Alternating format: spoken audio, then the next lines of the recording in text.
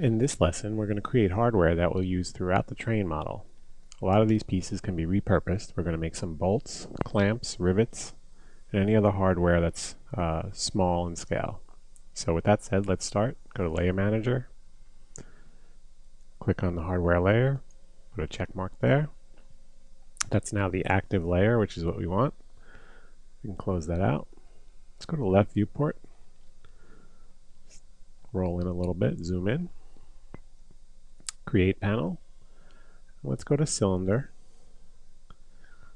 Let's just drag out a cylinder so we can see what's going on. Give a little depth. And we're going to make a bunch of bolts, but we're going to really make one bolt that we'll repurpose. So right now we have the radius at 1.469, the height at 1.285. It's a bit big. What we're going to do is, let's drag this back a little bit. Go to perspective. Let's bring it forward as well, toward the viewing angle. There we go. Left viewport.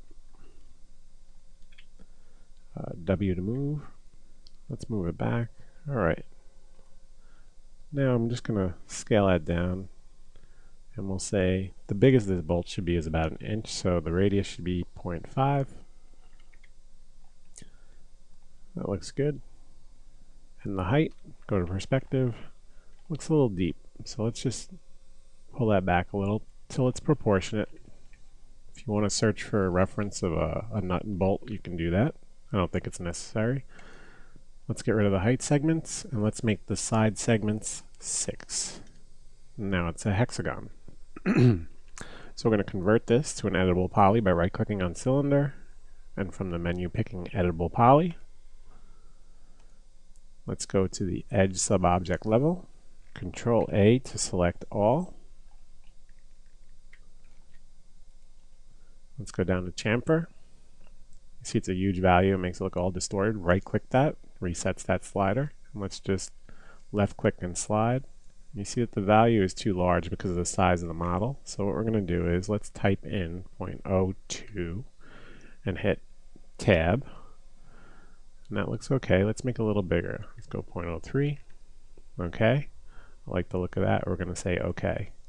Next thing we're going to do is select the front polygon. And we're going to inset that. Again, the value has to be zeroed out by right-clicking. And then we'll just slide that slider. That looks good. Right there. We'll say OK. We'll go to Polygons, GeoPoly.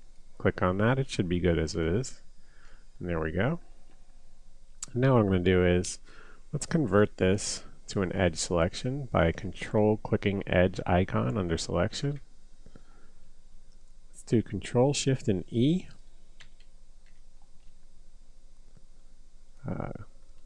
There we go. Toggle is active.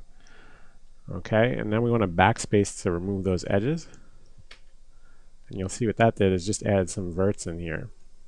And we're going to once again select polygon, go to polygons, and click on GeoPoly.